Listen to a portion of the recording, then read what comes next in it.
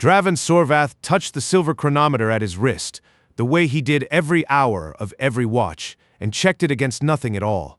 It ran 4 seconds fast. It had always run 4 seconds fast.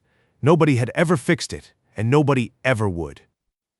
The command deck of the Volkari detection array hummed low around him, the sound a ship makes when nothing is wrong. Rows of dark screens curved along the wall like the inside of a shell. Outside the viewport, the gas giant Thesara turned slow and orange, its storms folding over each other in bands 1,000 kilometers wide. Sorvath had watched that same view for 89 years of service. He knew every color it could turn. He was not a young man. A scar ran from his left eye to his jaw, old and pale. From a hull breach he barely remembered except his sound. He touched it sometimes without meaning to. He was touching it now. 3,417 patrols. Not one wrong call. Not one ship misidentified. Not one threat missed. Not one report that needed correcting. The number followed him through the fleet like a rumor. Some officers hated him for it. Most just wanted to stand near him when the readings came in strange. Tonight the readings came in strange. Commander. Lissa Vale's voice cracked on the word, and that was the first wrong thing, because Lissa never cracked. She was young, sharp-eyed, augmented irises, catching the console light in a thin silver ring. She had run this station for 2 years without once raising her voice above a report tone. "I need you to look at this." He crossed the deck. On her screen, a shape sat where no shape should sit. No transponder pulse, no thermal bloom. No trailing exhaust, no drive signature, nothing at all. In the long list of things a ship was supposed to leave behind when it moved through space. "Run it again," he said. She ran it again. Same shape, same nothing. It didn't accelerate into position? Lissa said, "There's no approach vector." 1 second the sensor grid is clean. The next second it's just there. Already at speed. The board in front of her went dark for 4.7 seconds. Not flickered, not glitched. Went dark, clean and total, the way a light goes out when someone reaches over and turns it off, and then came back on with the shape still sitting in the same place. Closer now, patient, unbothered. No warning, no signal, no sound at all. Sorvath said nothing. He looked at the 4.7 seconds sitting frozen in the log, a wound in the data with no visible cause, and for the first time in 89 years, he did not know what he was looking at. "Pull the last hour," he said. "Every array. I want to know if Thesara's storms have ever done that before." They hadn't. He already knew they hadn't. He checked anyway. I have sat in rooms where old men talked about the end of things like it was a story that happened to other empires. I used to believe them. Stay with me. This is the part where I stopped. Sub-Commander Vor arrived halfway through the second scan, drawn by the kind of silence that spreads through a command deck faster than any alarm. He was broad through the shoulders, the ridges above his eyes already darkening the way they did when he disagreed with something before it finished being said. "Solar reflection?" Vor said, before Lissa had even turned to greet him.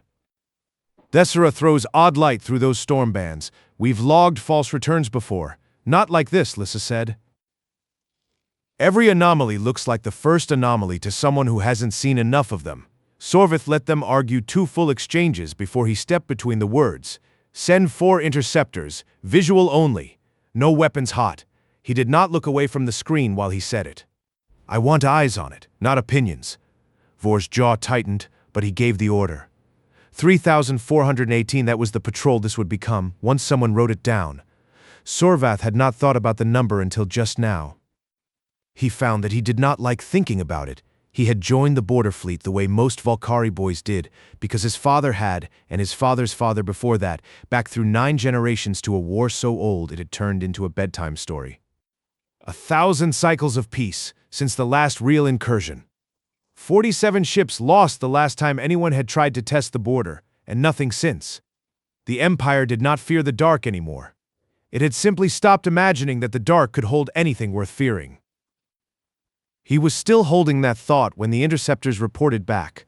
The vessel was white, not the dull gray white of ceramic plating but something closer to bone, angular in a way that looked evolved rather than built, like a shape the void itself had grown to survive in. No visible engines, no thruster ports, no heat vents, no exhaust trail bleeding light behind it the way every drive system Sorvath had ever studied bled light behind it. It simply moved. Confirm no propulsion signature. Sorvith said into the comm. Confirmed. The interceptor pilot answered, and her voice had gone thin in a way training was supposed to prevent. Sir, it just changed heading. Half a degree. There's nothing on it that could do that. No control surfaces. No visible mechanism at all. Maintain distance. Do not engage. Sir, it's accelerating. The number climbed on Lyssa's screen, fast enough that she read it aloud without meaning to. 0.87, 0.9. 0.92 light speed, inside a gravity well deep enough to bend a Valkyrie cruiser's own drive core if it tried the same thing. That's impossible, Vor said, and it was the first time all night his voice had lost its certainty. Sorvith touched the chronometer at his wrist without looking at it. 4 seconds fast. It had never once told him the correct time, and it had never once been wrong about the direction time moved in. He understood, distantly, that those were not the same thing, and that the difference mattered more than he had ever let himself consider. Get me a channel, he said. If it's willing to talk, I want to hear it before it decides not to. Lyssa's hands were already moving. Opening now, the response came back low, calm, almost bored. A voice built from a language pattern the array's translation core had never cataloged outside of one buried reference file. 12 words. Sorvith would carry them the rest of his life. This is the observer. We mean no harm. We are just passing through. No one on the deck spoke. Behind Sorvith, the 400 sensors of the greatest detection network the Valkyrie Empire had ever built kept recording nothing they could explain, patient and useless, the way a hand keeps reaching for a door that isn't there anymore. The transmission ended, but the words did not stop moving through the deck. Sorvath watched Lyssa play them back twice more, watched her isolate the voice pattern and lay it beside the Empire's translation archive, watched her go very still. There's a match, she said. Buried deep, a species designation. Level 4 civilization, low priority, filed and forgotten. She looked up at him. Commander, a level 4 species doesn't have a voice pattern that calm. A level 4 species doesn't fold light around itself and vanish from a blackout window like it planned the timing. Sensor ghost, Vor said again, but the words came out thinner than before, like a man repeating a prayer he no longer believed. Solar interference off Thesara's bands does strange things to translation cores. I've seen it. Then explained the mass reading. Lyssa turned her screen toward him. A number sat there, heavy and undeniable, the weight of a warship packed into a hull with no engines to carry it. That's not light bending. That's not a ghost. That's a ship. Vor said nothing. His silence was its own kind of answer. Sorvith kept his eyes on the vessel itself, drifting patient at the edge of the display, unbothered by 4 interceptors holding position around it, like moths that had not yet decided the light was dangerous. He thought of his father, who used to say the border fleet's whole purpose was watching so closely that nothing ever needed to happen. He thought that his father had never imagined a ship that made watching feel useless. Bring the interceptors back half a step, he said. Let it see we're not afraid. Let's see what it does with room. The pilots eased off. The vessel did not move to fill the gap. It simply waited, the way something waits when it has already decided how the conversation ends. For a long while, nothing happened. That Sorvith would think later was the worst part. Not the blackout, not the impossible speed, not even the transmission. Just the waiting, the deck holding its breath. The storms on Thesara turning the same slow orange they always turned, indifferent to the fact that history was rearranging itself 40 kilometers off the bow. He drank the last of his cold tea because his hands needed something to do. He set the cup down without tasting it. Then the fold happened. Space did not tear. It bent, the way a sheet bends when someone draws it taut over something round beneath it, a wrongness in the geometry that made the eye want to look away and the mind refused to file it as anything but wrong.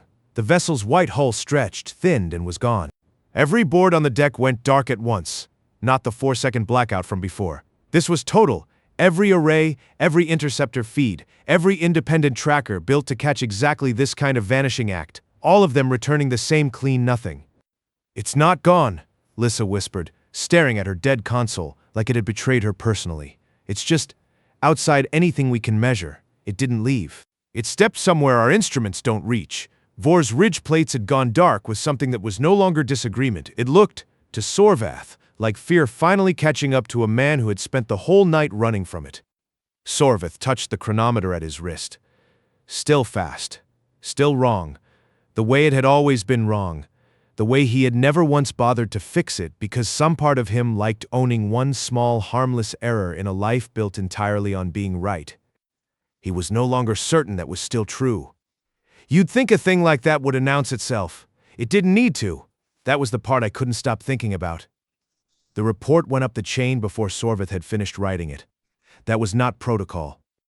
That was Lissa, pale and shaking slightly, sending the raw data straight to Fleet Command without waiting for his signature, because some instinct in her understood, faster than rank allowed, that this could not wait for the proper channels. Command answered inside the hour. An emergency session had been called, the kind the border fleet had not seen in longer than Sorvith had served. He was ordered to appear before the council in person, not by transmission, not by report. In person, with the data, with the recording, with his own testimony carried in his own mouth. He had stood before officers, before he had never stood before the council. The chamber, when he finally reached it, was carved from black stone polished to a shine that swallowed light instead of reflecting it. Rows of seats climbed the walls in a rising bowl, most of them empty at this hour, but the ones that mattered were not. High Counselor Tishal sat at the center of the lowest tier, old in the way stone is old, her posture unbothered by the fact that half the room had been woken from sleep to be here. Fleet Admiral Torval Kale sat 2 seats to her right. Sorvith had met him twice in 9 years, both times briefly, both times aware of the ceremonial coat and the rows of service stripes that ran the length of it like a ledger of everything the man had never gotten wrong. Kale's 6-fingered hands rested flat on the table before him, still waiting. Commander Sorvith. Tishal's voice carried without effort, the way voices carry when they have not needed to be raised in a very long time. You will tell us what your array recorded tonight. Leave nothing out because you think it will sound like fear. Sorvith set the recording down between them. This is the observer, the voice said again, calm as ever, filling the black stone room the way water fills whatever shape it is given. We mean no harm. We are just passing through. Silence held the chamber for 3 long breaths. Kale's ridge plates darkened, slow, the way weather comes in from a long way off. A level 4 species, he said, does not fold space in front of a Valkyrie sensor grid and call it passing through. His voice did not rise. It did not need to. This is fabrication, a test staged by a rival power dressed up in a dead species voice pattern. I will not have this council frightened by a ghost story. I ran the mass reading myself, Sorvith said. I ran the translation match myself. I watched it fold space with my own eyes, Fleet Admiral, and I have never in my service reported something I did not verify first. Kale's hands did not move from the table. That more than anything he said, told Sorvith the man had already decided what he refused to believe, and no report on any table was going to move him from it. Tishal raised one hand, small and unhurried, and the room went quiet again. Commander, she said, you believe this vessel came from the species we have catalogued as primitive. 9 systems, a few centuries of starflight. Tell me plainly. Do you believe that? Sorvith thought of the chronometer at his wrist, 4 seconds wrong every single day of his life, and how he had never once thought to ask what it meant that being slightly wrong had never once cost him anything. I believe, he said, that our catalog is wrong, not the species. The catalog. Kale's chair scraped back half an inch, the only motion the man allowed himself. Somewhere above them in the higher tiers of seats now filling with counselors roused from their beds, a low murmur began to move through the chamber like wind, finding a crack in a wall it had thought was solid. Kale's voice cut through the murmur before it could grow into anything Sorvith could call unrest. Silence. The word landed flat, practiced, the tone of a man who had commanded rooms into stillness for longer than most of them had been alive. A commander's belief is not evidence. Bring the full analysis or bring nothing at all. I have it, Lissa said. She had followed him into the chamber uninvited, her uniform still creased from the drive over, and no one moved to stop her. That, Sorvith thought, told its own story about how far the night had already traveled past protocol. She set a second file beside the recording. The translation core matched the voice pattern to a species we cataloged centuries ago and never looked at again. Filed low. Filed forgotten. 9 systems, a few hundred years of starflight, nothing worth a second survey. She let that sit a moment, but the vessel's capability doesn't belong on our chart at all. It's not that we filed it wrong by 1 tier. You're telling us a species we called primitive is operating past the top of our own scale. I'm telling you, Lissa said, that our scale was never the ceiling we thought it was. Kale's ridge plates darkened further, a slow tide of color that Sorveth had come to recognize. It's that the number we'd need to file it under doesn't exist yet. We built our whole system assuming nothing could sit above where we put ourselves. This sits somewhere our chart was never drawn to reach. A counselor in the second tier leaned forward. In one long night, as the shape fear took on that face when the man refused to name it fear. Coincidence, old sensor drift dressed up as revelation. I built this array with my own service. I will not watch it slandered by a technician's guesswork. Then explain the mass, Sorveth said again. Quiet this time, no heat in it at all, because he had learned somewhere in the last few hours that quiet landed harder than shouting ever could. Explain the fold. Explain how something with no engines and no exhaust and no signature crossed our entire detection net without so much as a ripple until it chose to let us see it. Kale did not answer. His six-fingered hands lay flat on the table, and for the first time all night they had gone very, very still. I keep thinking about the ones who found reasons not to believe it. It would have been so much easier for all of us if they'd been right. Sorveth used the time the way he used every quiet moment of his career, small and useless and steadying. He refilled his cup from the urn at the chamber's edge, poured water he did not plan to drink. Shal called for a recess of only minutes, long enough for the chamber to breathe, and stood holding it while the murmur of 100 low conversations rose and fell around him. Lissa reviewed her own notes at his side, mouthing numbers to herself that she had already checked twice. When the session resumed, she asked to speak again before anyone could stop her. "There's something else," she said. "I went back through the transmission, not the words. The voice itself." She played it once more, the same 12 words filling the black stone room. "This is the observer. We mean no harm, we are just passing through." I ran a stress analysis on the speaker's vocal pattern. Micro tremors, breath timing, the kind of thing that shows up when someone is lying, or afraid, or even excited. She let the silence stretch a beat longer than it needed to. There's nothing there. No stress signature at all. Whoever said those words wasn't hiding anything, and wasn't afraid of anything either. Her voice thinned, not from doubt this time, but from the weight of what she was about to say. They were bored. This was routine to them. A species with 9 systems and a few centuries of flight time folded space through the heart of Volcari territory, and the person speaking sounded like someone reading out a weather report. No one in the chamber spoke. Even Kale's stillness had changed shape, gone from refusal to something closer to a held breath. Sorveth felt the floor of his own certainty tilt beneath him, the way it had once, decades ago, when the hull had opened beside him and the scar on his jaw had still been a wound instead of a memory. This was worse, that had only threatened his body. This threatened the shape of everything he had built his life inside of. The Empire had spent 1,000 cycles believing peace meant they had won something. It had never once occurred to them that peace might simply mean no one worth fighting had bothered to notice they existed. A junior counselor near the back finally broke the long quiet, her voice smaller than the room wanted it to be. "If they are that far past us and it costs them nothing to reach us, then what stops them from reaching further? What stops them from deciding tomorrow that passing through isn't enough?" No one answered her. Sorveth found he did not have an answer either, and for a man who had built a reputation on always having one, that absence sat in his chest like something physical. Kale rose from his seat at last, slow, the ceremonial coat settling around him with the weight of every stripe sewn into it. "Even if every word of this is true," he said, and the admission cost him visibly, a crack finally showing in the certainty he had worn like armor all night. "We cannot govern an empire on the belief that we are no longer the strongest thing in this galaxy. 2,400 systems answer to this council. We did not build that by flinching at ghosts. You didn't build it by understanding them either," Tishal said. Her voice had not risen once all night, and it did not rise now. "That is the difference, Fleet Admiral. Strength was never the question on the table. Comprehension was, and on that count, we have failed for longer than any of us are comfortable admitting." Kale sat back down. He did not argue further. Sorveth watched the man's hands, still flat on the table, and thought that this was what it looked like when 140 years of certainty ran out of road all at once, quietly, in front of witnesses, with nowhere left to turn that didn't require him to be wrong. Chal turned to Sorveth. "Commander, you said our catalog was wrong.